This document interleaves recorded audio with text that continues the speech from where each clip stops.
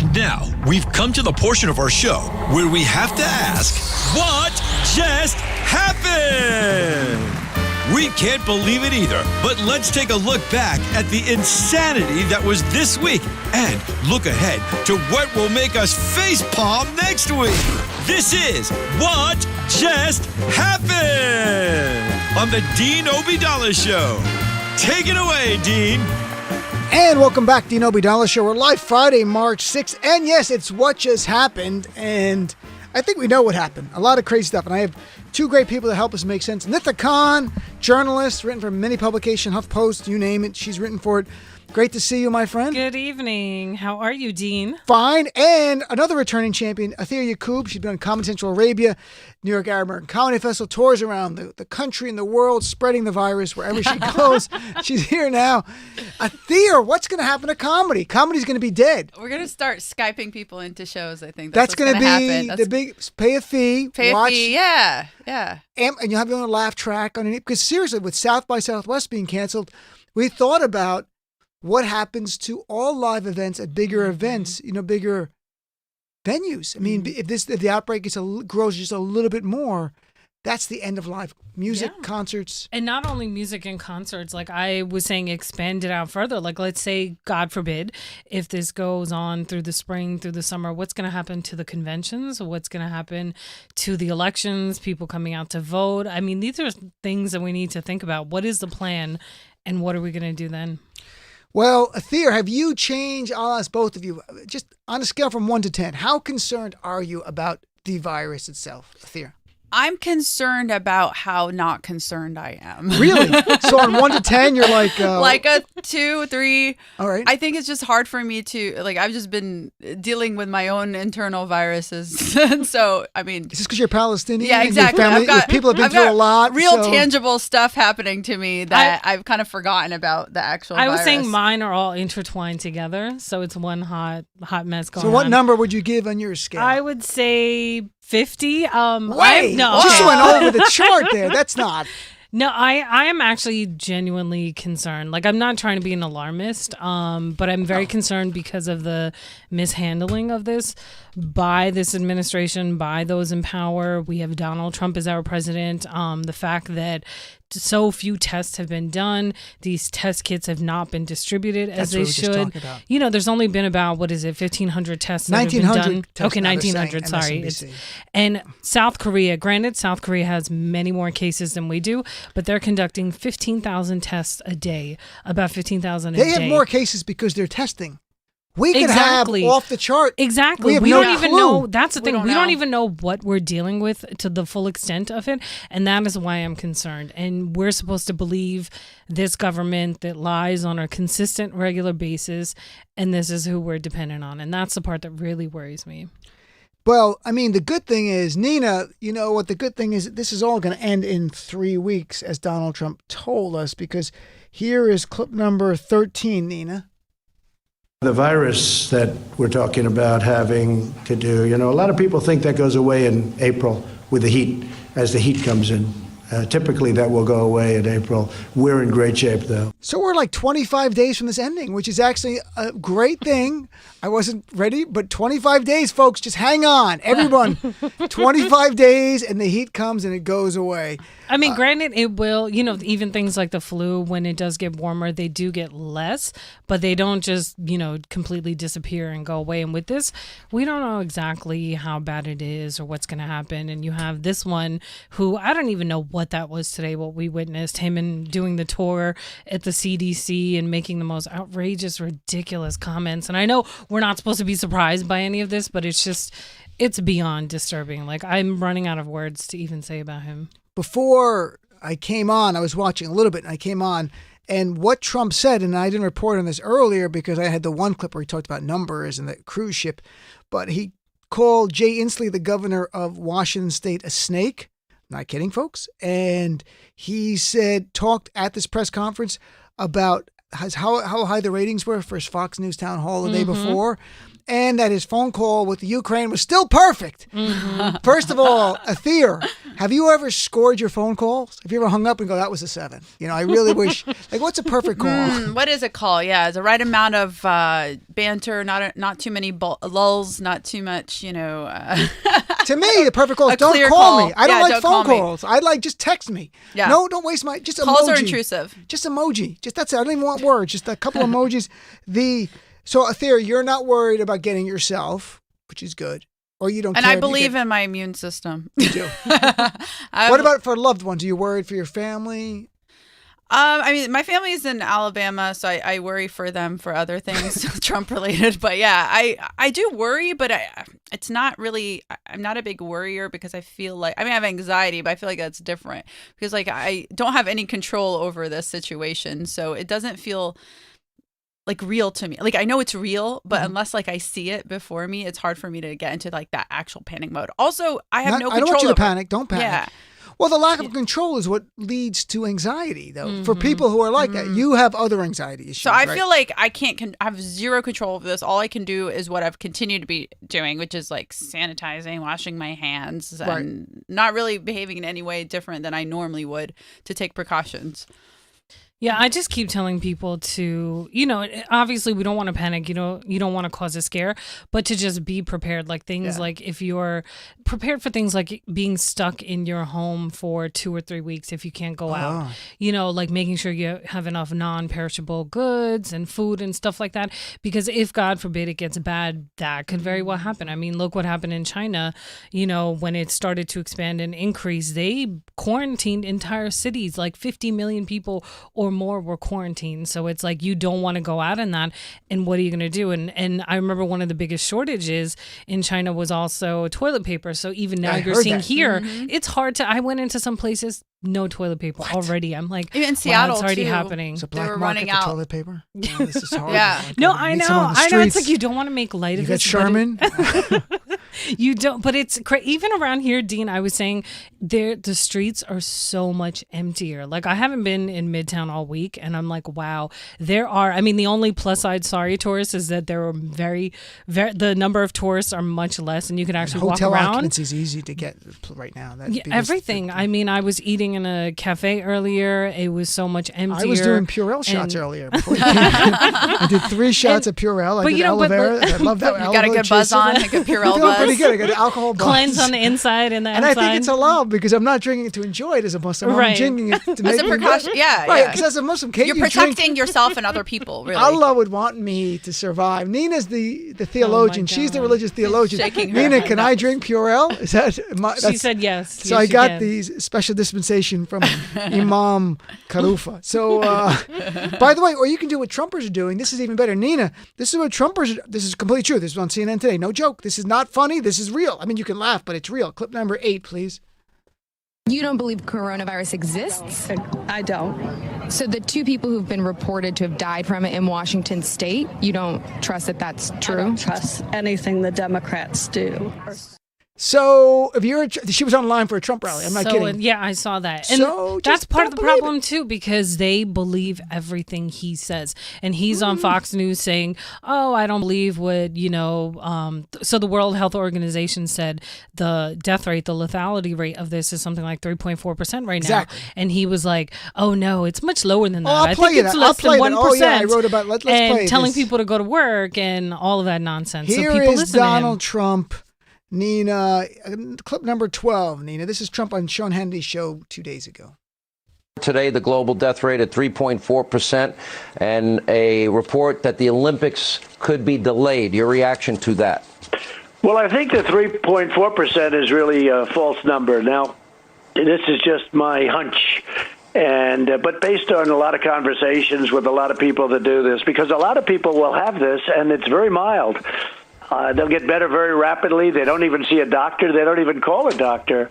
You never hear about those people. So you can't put them down in the category of the overall population in terms of this corona flu and or virus. So you just can't do that.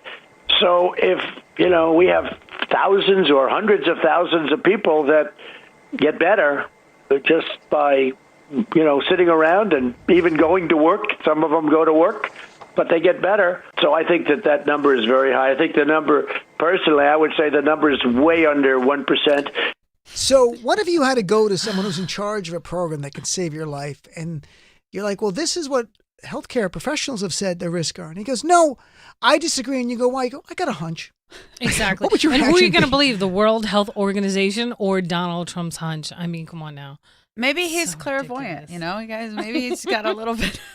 Is it that to live a life where you think you're smarter than everyone? That was part of the press conference. I heard him saying, no, I got a brother or cousin or someone who works. Yeah, his uncle. His or uncle something, worked, yeah. had a job. His uncle played a doctor on Law and Order or something Yeah. once. And then It's he like, said, oh, maybe I should have done this instead of running for president because Yeah. I'm so good at this. And 2 seconds before that, he said, I didn't know so many people died from the flu before. I'm like, really? I can't It's just can't the believe it. narcissism, his ego, that he just can't defer to the right people, and he's creating a bigger problem by leading these people to believe that there is no virus. So why take any precautions and putting the whole public at large in danger? Absolutely, because yes, for the record, if you are not well, do not go to work if you can help it, because that is what the last thing you want to do is infect other people, and you want to stay home if it's possible. And it's such a troubling situation because all of these issues are interconnected, right? So the fact our healthcare in this country is so abysmal, the fact that there's so many uninsured people, the fact that hourly wage workers do not have the luxury of going Staying home home, and yeah, working you from can't. home. Like all of this is going to have ramifications everywhere. We're all connected, and it's just everything is coming to one big culmination here now, and this is why I'm worried too. are you guys good at math? Because they were saying how the mortality rate, how much more lethal and deadly this virus is. And I was reading from ABC News and said it was more than three times as deadly as the common flu. Then a doctor emailed me and someone called and said, no, it's really 30 times. I'm like, I'm just reading what ABC News said. Right. But I'm not good at the math. They say is like 0.10%, and Right. this is 3.4%. Right. So is that So- 30? Is that 300 times more? Oh Is God, this is gonna end up like that segment that went with, viral with Mara Mara. Gay Yeah, and- they're gonna be like, these idiots don't know their No, math. but I read from ABC News on air when it said it was 3 times more, and a doctor, and I'm sure the doctor No. knows what he's doing. Maybe ABC News got it wrong. I'm just reading from an ABC News report, and in any event, it is more lethal. Now, this cruise ship, there's about 3,500 people off the coast of California. They're not allowed to come to the shore because it's just like the flu, Trumpers. Yeah, because whenever there's a flu and someone gets a flu on a cruise ship, we keep the entire cruise ship off our soil, right? So they're keeping off. Now there's 21 passengers who have tested positive for the coronavirus. I'm not sure if they tested all or not.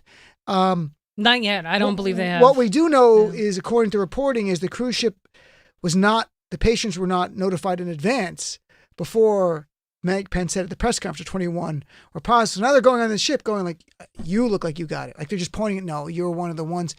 And Trump, Nina, let's play this. Matt added it. It was a last clip with Trump at his press conference today about the cruise ship. Listen to what he says. Listen to what this ridiculous. From my standpoint, I want to rely on people. I have great experts, including our vice president, who's working 24 hours a day on this stuff. They would like to have the people come off. I'd rather have the people stay, but I'd go with them. I told them to make the final decision. I would rather, because I like the numbers being where they are. I don't need to have the numbers double because of one ship. That wasn't our fault. And it wasn't the fault of the people on the ship either. Okay? It wasn't their fault either. And they're mostly Americans, so I can live either way with it. I'd rather have them stay on. So Donald Trump is saying 3,500 people should stay on the ship because he doesn't want the numbers to go up of people getting sick, because that'll look bad at the meeting, I guess, with the other leaders, or like he's hanging out with Erdogan and MBS and other dictators and going, what kind of numbers you got? It's like, I kept my numbers low. I kept the whole cruise ship off. I just think he doesn't want the coronavirus to immigrate here. I think that's why he's pissed off. What if you were the comic books on this cruise and not like you're stuck, you got to stay you got to keep performing. It's like, I ran out of material. Like, go back up there, because I wonder if they run out of food at a certain point. But now you're on this That's cruise ship. terrifying. Yeah. 21 people have it confirmed. By not letting them come here, that means you're going to let other people get sick on this cruise ship. Is this? Well, didn't they say, I don't know if it's changed since then, but didn't Pence say during his press conference that they were going to let it dock somewhere and then test everybody? That's what I the don't know, plan was. because I'm I here don't- doing this, but Trump, that was his press conference going, I don't think we should, because I'll defer to them, but my view is don't let them on the soil. Yeah, because so Trump spoke after that, like at 5. I mean, sorry, Pence spoke after that. Maybe I think right after Trump ended that tour of the CDC, and during that press conference, he said, I believe that's what he said. We're going to let it dock and test everybody, and those who are found to have it, we're going to quarantine them somewhere. On another ship. I'm paraphrasing, but yeah. So you said on another ship? Oh God, I don't know about that, but imagine. Well, technically, honestly, imagine being on a ship where you know there's at least 20 people have got a potentially deadly virus, and you're still on. Say they dock them tomorrow, you're still now. You know, everyone on the ship knows this now. I can't imagine the concerns, especially if you're a high risk person, and if you're like so many. If it's a loved one on that cruise, like your parents are on, your grandparents, and they're high risk, you're worried for them now. And you have this going on. Leave them on the ship because I don't want my numbers to go up. Right. And that's the thing, like most of the people, so what they're saying about this is most people, something like 80% are going to have not, like they're going to have smaller symptoms, right? Or they're going to be maybe a little sick or maybe nothing at all. But then there's that other percentage, which is the elderly and people with underlying conditions. But underlying conditions can be a lot of things. They can be things like asthma. I have asthma. They can be, it's a anxiety. whole... I'm going to get it. That's probably making everything worse too. There's a whole litany of stuff, so it's very concerning. I'm like, I don't even know where to even take this now. So, Atheer, you really are not concerned. It doesn't enter in your thought. You don't think about it. I'm not pushing you to be more concerned. Yeah. I'm asking you, like, sincerely, you're not really. I'm concerned for the public at large. I just feel like my hands are tied, and I don't know. I don't want to get worked up about it because I don't have any control over this. And yeah, one way you could be like, oh no, I don't have a control, I'm going to panic and worry. At the other hand, you could be like, because I don't have control, there's actually nothing for me to do besides take all the precautions and listen to medical experts and go off of what, they recommend. But For me, I am concerned, but it just doesn't feel like I'm not saying you're a person without empathy or compassion. I mean, like, you personally were. I'm a robot. Right. Yes. I can feel like underneath the surface, I can always feel when my anxiety level has creeped up a little. So if my normal setting was like 9, that's my normal daily setting. Yeah. Like, it moves to 9.5. Like, I Right. can feel, because I'm an anxious person. I'm not like crazily anxious, but I have, like everyone else in this world, you have living in New York. That's why I love New York. makes you, you Well, feel normal in New York. Yeah, here, no one tells me to speak slower in New York. Right. The rest of the country's like, can you slow down? I'm like, this is what I do. I can't. Well, I was joking. I've never seen so many, when I was sitting outside waiting, right, in the reception area, I saw so many guys walking out of the bathroom and then rubbing their hands together because they had just used the Purell that was in the hallway. Yes. I was like, I've never seen so many dudes using hand sanitizer, or anybody, period, using so much hand sanitizer and washing their hands. And I was like, hello, people. What were you doing before? Yeah. How are people not washing their hands? I do not I understand. feel vindicated now that Do you everyone use hand sanitizer a lot? I've always used it, and people are like someone's asked me if I have OCD before because I've used it, and now I feel vindicated because the rest of the country is doing what I've been doing. I've been sanitizing before it was cool, people. See, it's so funny. I wash my hands a lot. I always have, but I don't use hand sanitizer that much because I don't want to. I know I'm like a semi-germaphobe already, and I feel like that would just enhance it, and I would be using it all the time. So I was like, let me immerse myself a little bit in the germs. Right. So I purposefully didn't buy any, and now you can't find any anywhere. By the way, a little bit of breaking news. Donald Trump's replacing one white guy with another white guy. He's getting rid of Mick Mulvaney. Is getting sent to be special envoy to Ireland because I can just imagine Trump going, well, his name's Mick, send him to Ireland. God. And Mark Meadows, the congressman who was leaving his seat anyway, is going to become White House chief of staff. So that's a meaningless distinction, but Mark Meadows will be there. He might actually be a little bit more media savvy than Mick Mulvaney, who was terrible. So let's take a break and come back with this segment brought to you by Purell. Be back with more of the Dean Obeidallah Show right after this. Dean Obeidallah Show on SiriusXM Progress 127.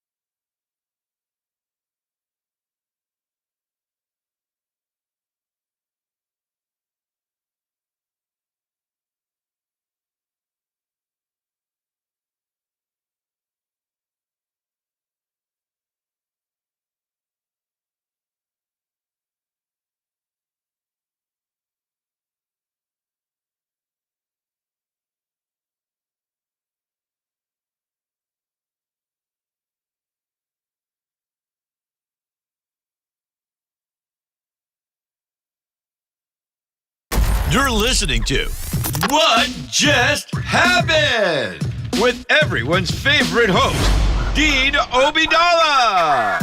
And welcome back. I'm everyone's favorite host, of course. That's what it says on the announcement. It has to be true. I'm Dean Obidala. March 6th here. We're here with Atheer, Yacoub, and Nida Khan for What Just Happened. So, big story besides coronavirus, Super Tuesday. Super duper Tuesday. God, that feels like that was ages ago. Yeah. It does. Our lives are so Oh my compartmentalized. And, you know, Joe Biden did far more better than anyone predicted. No poll. He won 3 states he had not even campaigned in. Could even go to them. So what was your... Atheer, I don't know how much you're following the Democratic primary. Are you following it much? I'm not following it a lot, but You're I more was focused kind on the coronavirus. I'm more following more than the corona. But I was sad to see that Elizabeth Warren was like out of the race. Yeah, and did you like her? I did, but I'm more of like a Bernie supporter. But then friends started kind of swaying me a little bit, and I felt kind of torn. But now I'm back to obviously Bernie. But I'm kind of blue no matter who. Kind of. That's a good person. And what about you? Yeah, I mean, that's my mantra, too. I was like, it could be a paper towel running against Donald Trump, and I will vote for that paper towel because it will do a better job. There is no way you could give me $1 billion, and there's no way that I would ever vote for Donald Trump. But that being said, I was also sad to see Warren go and to see the last, female candidate. And once again, women. Tulsi's there, but I don't know what she's doing. Oh, well, yeah, that's true. I'm sorry. I forgot Tulsi is still there. But she's not even barely. Plausible. She didn't even make the next debate, right? I'm running ahead of her in most states right now, so she's not doing well. So, once again, like women being told, oh, it's not your time, not yet. Meanwhile, the rest of the world, there's been leaders in dozens of countries, and we still have yet to have one. Well, let's play a little bit of Liz Warren about, it's a short clip where she talks about being asked about now there's 2 white men left and the message to women. And it's a short clip. Here's clip number 11, please, Nina. Would be to the women and girls who feel like we're left with 2 white men to decide between. I know. One of the hardest parts of this is all those baby promises and all those little girls who are going to have to wait 4 more years. That's going to be hard. How, as women, and you're both representing your entire gender in this answer here, how important would it be for you personally, forget big question like the whole gender, for you personally to have a woman president in the United States? Oh, it'd be fantastic. I mean, it's the same way with anything, with race, gender, like to see yourself represented, what that does for you. I mean, and you could take that from like little girls all the way up to grown women, like to see that reflected and in a position, that position of power, the ultimate position, the leader of, as they say, the free world, and, interfacing with the rest of the world. I mean, it would just be dynamic. I would love to see it. Atheer, would it matter to you? It would matter. I feel like it's long overdue. I feel like, as, first world country, we're so behind. And, we should have had a female president years ago. And to have to wait another cycle for that to even be a possibility is really discouraging and just affirms how women are treated as lesser than, and not just in this country, but specifically with the resources that we have and education and everything. It's just mind-boggling to me that we can't get even this far in the race. Yeah, and it also speaks to the fact that a lot of people don't think that a woman can be president, or they vote in a way that reflects that, right? So everybody's focused on we have to beat Donald Trump, but they don't think that a woman can do it. They think a man can do it. Yeah. That's the electability issue, how it factored in. And, we talk about racism often, and we should and have honest conversations, sometimes difficult conversations. We don't have those conversations on sexism as much. You don't see a panel on MS or CNN. You'll see it on racism, but you won't see it on sexism. Right.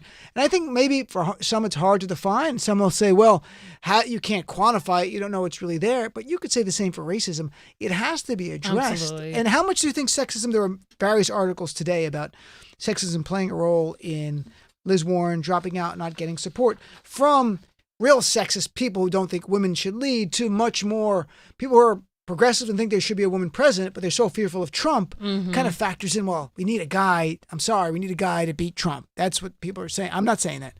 People are saying, people tell me all the time, I'm not saying this at all, but that's what they're saying. So, I mean, is it frustrating to hear that? I mean, Atheer, in your life, let's make this about Atheer Yacoub.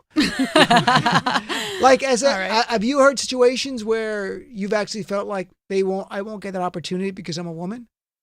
I mean, in comedy, yeah, those situations have come up. I mean, it's become more and more prevalent than obviously like strong female comedians on the rise. But, the other day I was just like watching late night and it was just like, oh my God, it's just 8 white men, the same like 8 white men with these late night shows. And there's like, one woman. Right. And now one woman of color, like Lily Singh doing her late night show. And to see that, and especially to me, it's really important to see another woman of color represented, because even in the feminist movement, there's like a whole, that's even separated into like white feminism. And then the rest of us kind of get a little bit neglected. So it would be amazing to see that. I can't believe we haven't seen that. And as far as, does it take a man to be a woman?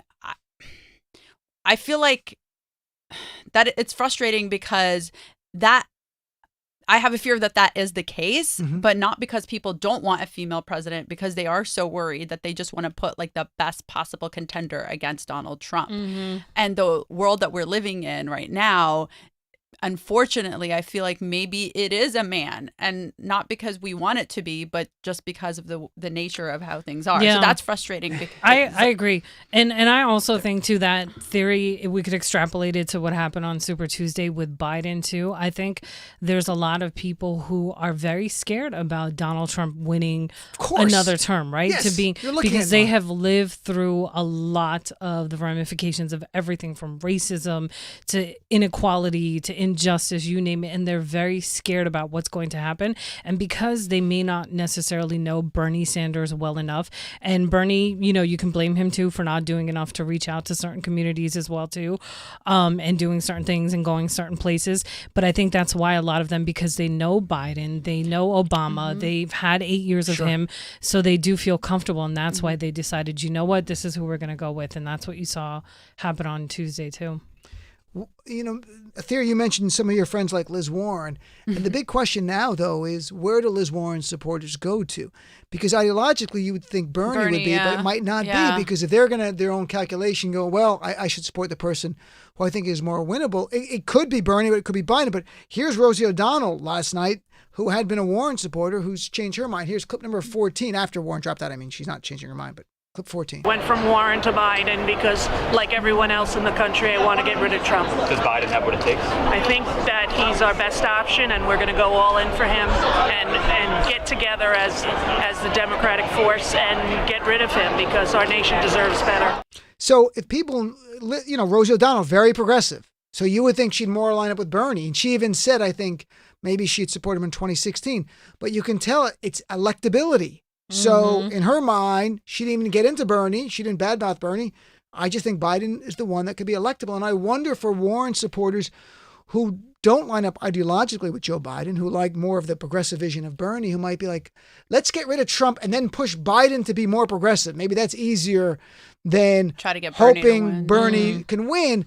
Although in head-to-head polls, he's beating Trump all over the place. Exactly. And that's the question, like what is electable? And I also worry too that if Biden is the nominee, that a lot of Bernie supporters are going to stay home. I mean, we saw that in 2016, and they're going to feel like once again they're being pushed to the side. The base is being pushed to the side, the progressive movement, and they're just going to be like, you know what, screw the whole system. I'm staying at home. And it's like, as much as you tell them not to do that, there's going to be a big percentage that will feel that way too. So that's a big concern as well too. And I would not want to be Elizabeth Warren, because she's in a tough situation about whether or not who she endorses, which way is she going to go? Because either way, she's going to get blamed for whatever happens. I wonder if Joe Biden's pick for VP could help that.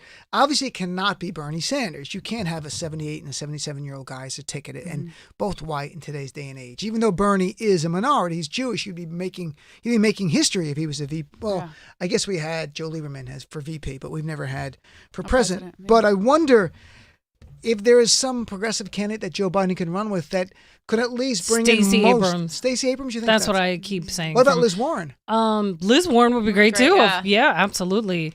Or I think Biden might even go with Kamala Harris or something like that too, to bring in, the female candidate, and she's a woman of color as well too. So I don't know. A lot of it is going to depend on which way he goes to. I hear he might go with Maysoon Zayed. We all know Maysoon. Yes, we do. Imagine her as a VP. Imagine her like a pilot. She'd be out there. That would be dope. I would love it. Kicking ass. She was texting me today that She was she's all lost Warren. She loves Warren. She came in here last week, she all was wearing Warren, shirt after shirt.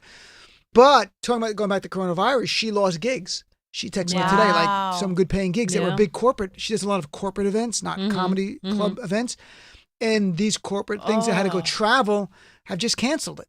Yeah. So that's the real world impact of the coronavirus, regardless of the disease, the economy is going to impact. And we were talking about all week, like the stock market, but the trickle down effect of all of this in businesses in every sector. And, and there's a lot of like huge businesses that are telling employees already to work from home. Like I was talking to a friend who works in finance. They're already decided they're working from home 2 weeks out of every month. There's different companies that have shut down travel. And what was really alarming to me yesterday, the state of New Jersey announced that all state employees, they banned all their work-related international travel. And for domestic travel, they have to get approval from the governor's office, even to come into the city for anything work-related. They have to go to the governor's office. And I was like, wow. Okay, let's take a step back, though. Why people from Jersey have to go to international travel? And they'd be like, like I'm the mayor of Bayonne. I work here. I got to go to Russia for a little while. Hey, there are lots of interconnected things happen. But I'm sure. But I mean, just for them to like cross a river to come to Jersey for anything work related, they have to. Let me ask you this though: how many? And this is for everyone, folks. How many of your bosses will use this virus as a reason not to give you a raise and go? We would give you a raise, but we can't. And I'm talking to the executives here at SiriusXM. No, how many bosses will use this virus as give Dean a raise, guys? There's going to be an economic slowdown in various industries. If you work for bleach companies or Perel, you should get a bonus. But for many people, because we had people from Texas call with South by Southwest being canceled, like rideshare driver call because I'm going to lose so much money. That's true. Yeah. And so it does. I think the multiplier effect is so big. They're estimated to lose something like $300 million. I saw 500 and 600 million. Some were saying they had over 400,000 people attend last year. None of them are coming. This was a big amount. That's crazy. So it's going to impact that economy. The airline industry, it's something like $113 billion that they're going to lose. I mean, this is going to be bad. Our bosses are all going to use this, folks, not to give us raises. So whatever you're getting paid now, it's going to be the same thing. And I keep telling everybody, soon you will know what it's like to be in my world as a freelancer and working from home. I'm like, welcome, join us. But honestly, we're prepared to work at home. We're prepared to do the show. Now, I actually have the equipment. You can see it. There's a briefcase there where literally that we are now prepared here at 6. That is the one beauty of this time. I also work from home, so luckily I don't. But I mean, I go out at night for comedy every night, so I have to be out and about. I travel, I fly, so I don't know. By the way, I should say this: all the talk news channels on SiriusXM, all the hosts are going to be able to do their shows from home. That's the way they've done it. Oh wow! Okay.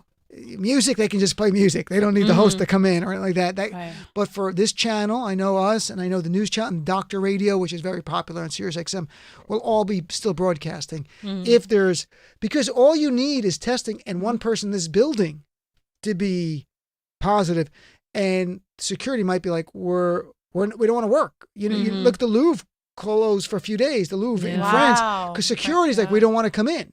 Yeah. And they had to deal with their precautions. It could be, or for health reasons, if one person on this floor gets like, okay, nobody can come in. Yeah. Until we clean it just up. look at the guy in I believe Westchester is where he's from, but he worked in Midtown. Yeah, the one who has it. So his even his neighbor who drove him to the hospital then tested positive for this as well too. So and his kids tested positive. Because it's very contagious, and they're trying. Of course, they don't want to cause panic, so they're not they're lowballing everything, but there's about 4,000 people in the state of New York that are under ordered quarantine, 4,000? 4,000 under, like they're just watching them and told them to self-quarantine. So it's not like nobody's like standing guard outside their home, but they told them to self-quarantine.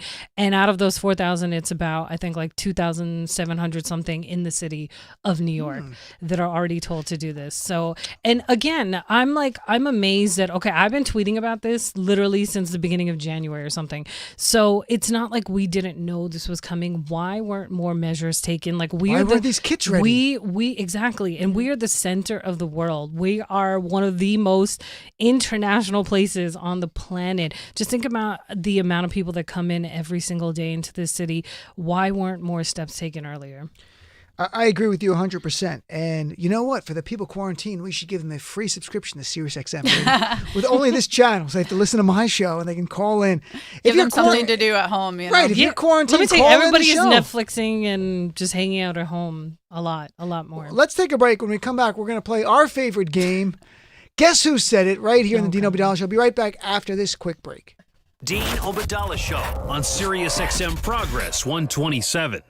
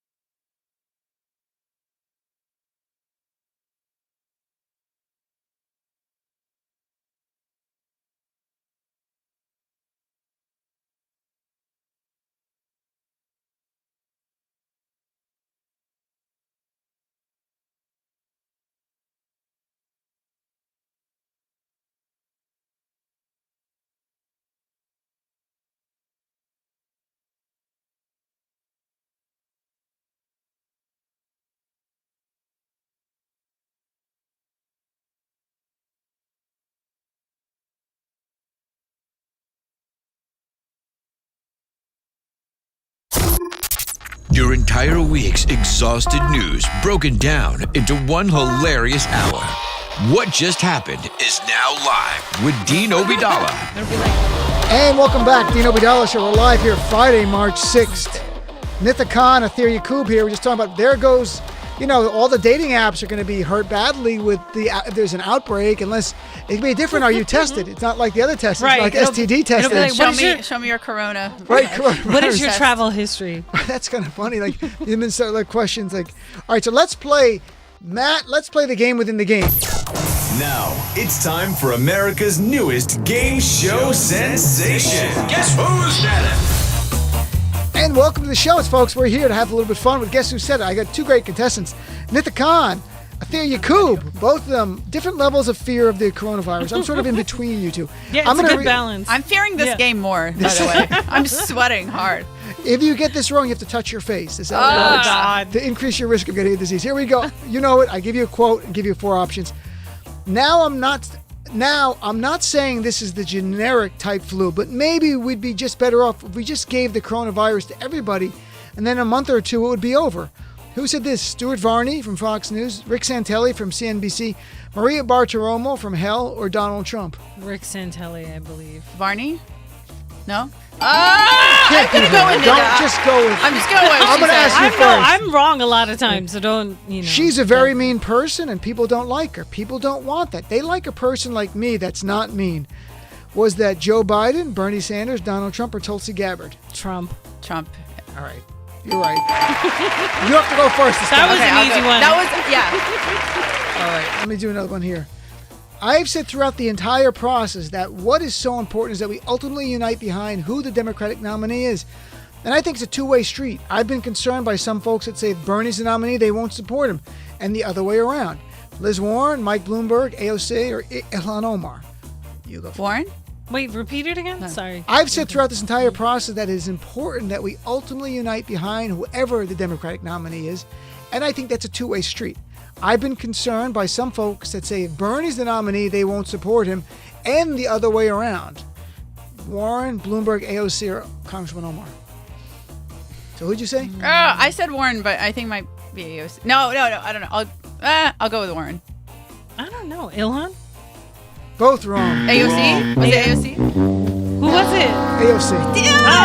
I was debating between AOC Warren or and Ilhan. I was like, I don't know. Okay, here we go. Who said this?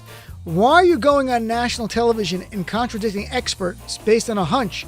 First of all, the only hunch of yours that I trust is the one in your back at the end of your Oh my God, rallies. who said that? Who said that? Colbert, Kimmel, Conan, or Seth Meyers? Colbert. I don't know. Seth Meyers. Atheer! Yeah! You got a comedy. That was a comedy one. All right, last one. I'm Melania Trump's Be Best campaign. Okay. I think she should look closer to home. Who said that? Joe Biden, Bernie Sanders, Liz Warren, or Hillary Clinton? Hillary? I know. Wait, who are the choices Yeah, who are the again? options? Wait. Bernie, Biden, Hillary, or Warren? I think she Warren? Warren? No. You should have Hillary? stuck with yours. Hillary? I can't guess. I Two felt out of like- four. It was either one of I those. needed to increase- We knew. It had to be either Hillary or You Warren. guys, I think you tied. Very Yeah, good. we did. We messed up. You set Muslim back, both of you. It's the Muslim Power Hour with Nida. Now, speaking of Hillary, there's the new documentary. And I interviewed the director. It played last night, folks. Nanette Burstein was here, and we chatted with her. It's a really good 4-part documentary. It's on Hulu. And you actually learn new things. Now, do you guys like Hillary? Like, would you be intrigued to watch this or no? I will definitely watch it, of course. I'm a nerd. I'm There's no intrigued by prizes. all I'll of this. hate watch it. So. Do you not like Hillary? No. There are But some I'll hate people watch who I mean, would. I'm not a huge fan of her either. I mean, obviously, I voted for her in the last election. If you but watch this, I'm going to be honest. If you were on the fence of Hillary, if you watch this, you would like her so much more. That's what I've heard. Because Yeah. it's 4 hours. You see, the more it's flushed out as a human being. The human part. It's not the That's what I caricature that we think. see the media Yeah. made her into. Yeah, and she says at the end in that trailer, she was like, "People, if I put this on if I put something on my tombstone, it'd be I'm not as bad or as good as people make Let's me out play to a be." little of that trailer. Oh, did Let's I just? play clip Sorry. number. No, it's play 17. Spoiler alert. Clip 17. I want to vote for a woman, just not that woman. Her greatest strength is her greatest weakness. She's unlikable because she's unlikable. She's so smart, people always believe there is some deviousness. I provoke strong opinions. What you see is what you get. Arthur. I said, I really want to marry you, but you shouldn't marry me. Chelsea put herself between us and held both our hands, trying to keep us together. You know, you do me better than I do me. I want to push the envelope as far as we can push it. If I said, back up, you creep, would I sound angry? One of the most admired and one of the most vilified women in American history. Somebody asked me, what do you want on your gravestone? I said, she's neither as good nor as bad as some people say about her. That's a great line. I wonder if she really wants that, though. Because I asked Nanette Burstein, her director, do you think she really wants that? And she goes, maybe she does. She thought she was pretty sincere. Because I'm like, if you asked me, I could come up with a nice little line. But I don't know what I really want on my... What would you want on your tombstone? Do Muslims even put anything on there? Well, I'm just... Does some don't really... ruin Look, this. no. I'm just asking. Dean, this is blasphemy. I think I we put a I little could stone you to something. death. You know, you could put a little I'm just something on there. curious. Yeah. Yeah, because it's different. little 'Cause it's not emoji. like a, it's usually like a smaller headstone. So you can still put something on there. I'm asking in the big picture, not literally, folks. Oh, my God. I don't know. This is got morbid. We're talking that's about too Corona. It deep. might be. Nina it told might me be what hers happening. would be. Nina, you want to tell us what yours would be? Mine would say bad bitch. There you go. Oh! So Nina is the, I love the it, Lizzo. Nina. She's the Cardi B of Muslims, but now / Lizzo. No, but what would sum you up in a way that would make you feel good? Is there anything? I have to give this some thought. This is the deep question that requires some introspection. Yeah, this is- I could get back to Do you you next have one? week. To me? Yeah. Something like, I guess the coronavirus was real or something. Oh my God. Pumpkin. Or I Nina should have wants me listened to write Nida. pumpkin. No, I don't know. It's not something you think about, but because she said that, the documentary is a 4-part. There are so many backstage clips they had during the campaign that were kind of stunning, and there was one Bill Clinton sat down where he talked about, and that became the clip they played everywhere, that he told Hillary that he had cheated with Monica Lewinsky. Oh, yeah, and she yeah. said, you have to go tell Chelsea. And when Bill told, it was an interview just a few months ago, but the emotion on his face, like he was taken back there, and he goes, it was the worst thing ever. Like that, this was awful. And you're like, wow, because that's not something you think about. Like, who's going to tell the daughter that dad cheated with an intern in the White House? And it wasn't about what I liked. It wasn't about the scandal. It was about the humanity of like a person, just interrelationships between a family, dealing with that.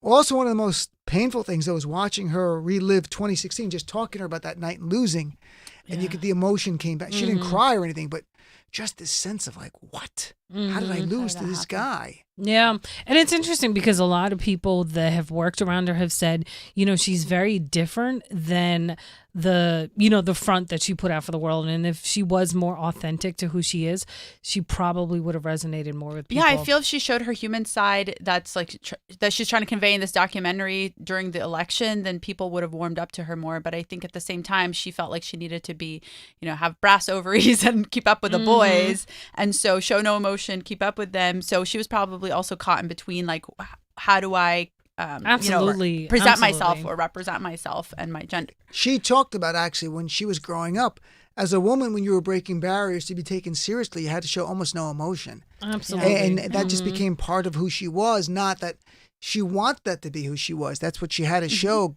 coming up as the first lady in Arkansas. And then the first lady, and oh my God, there was footage in there. When she was first lady in America, she was doing a tour she was fighting for like Medicare for all before anyone talked about it, but it wasn't called that. She was getting death threats. She was hated by they made her into a villain. That's what I'm saying. They've been going after them after her the Clintons more forever. than Bill. Her much more for a very long time. So I don't fault her either for being that way that she is, like you said. Well, I fault the public for seeing vulnerability and empathy as a weakness and showing that kind of emotion. Exactly. So let me ask you here, we'll do a couple minutes here before we take a break. So there's a new thing, Nina sent me this, about in college, in Florida, college students who find themselves on a date gone wrong, there's a code there. It's put in the bathroom of the ladies' room. And it says, you tell the bartender you want to order an owl shot, like an owl, O-W-L, owl shot. I have an accent from Jersey, so it might sound weird. That's why I spelled it for people. And then there's a code, like if you say, I want an owl shot neat, the bar staff will escort you to your car. If you say, I want that shot on the rocks, they'll call a ride for you. If you say you want the shot with the lime, they'll actually call the police. Oh, wow. So it's a very serious thing here. I thought it was ingenious, very interesting. Have you ever been on a date where to get out of it, you had to get someone else to help you? Or have you ever had a date where you just cut short early because it was that bad? Definitely. Oh, yeah. I've definitely done that. Absolutely. I'm trying to think if I ever call for reinforcement. And you have to do it in a way, if it's like a stranger or someone you met like online, you have to be really careful because especially as women, you have to remove yourself from a situation without pissing them off because you don't know what you feel like you're in danger. So you have to be you have to politely decline only because you're afraid for your own safety. So I love this idea. That's really genius. And the students, I think, came up with that and partnered with bars. And that's amazing because then you at least feel like you have some sort of out or someone's looking out for you. Also, the second reason I like it is I could try to make eye contact and look distraught and get my drink faster, but then I'm like, I'll just have a gin and tonic. So instead of some of the owl shot, right? It's interesting that if that is a great as idea, a woman, though, you'd be concerned about this person you're date with, but at the same time, you have to be concerned. You're concerned about them being unstable or threatened. Oh, please, all the time. You turn them down in women, very even just walking down the street, you have to be concerned about that. Like when guys, you have to make sure you respond. Like I try not to ignore because then you'll be called a bitch. You'll be, whatever, like worse things that happen. So I'll just politely be like, oh, thank you, or something like, oh, smile and That's walk so away. Kind of you to But it's like you that have to exactly, but you have to like process and think about all of this in 2 seconds because if you don't respond the right way or you don't respond, then that's also a danger and a threat too. Like I had a guy one time who followed me for a block because I ignored his cat call, and then he was like in my face, and I'm like, really? It was ridiculous. So these are the kinds of things. All right, we got to take a break. Wow, what things I don't go through, nor have I ever catcalled women. But let's take a break and come back. I'll practice my cat calls. We're back with more of the Dean Obadala Show. Dean Obadala Show on Sirius XM Progress 127.